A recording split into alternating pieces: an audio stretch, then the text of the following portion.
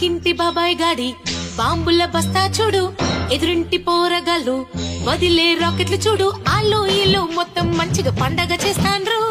పెట్టెలు కట్టల బాంబులు మస్తు కొనుక్కొచ్చిండ్రు, బాంబులు కాల్వద్దంటే ఎవరు ఆగిండ్రు, టప్పా టప్పా పేలుస్తున్నారు. మన ఇల్లేమో ఇట్లా సైలెంట్ అయ్యే, పిల్లలకెట్లా నేను సర్ది చెప్పాలే.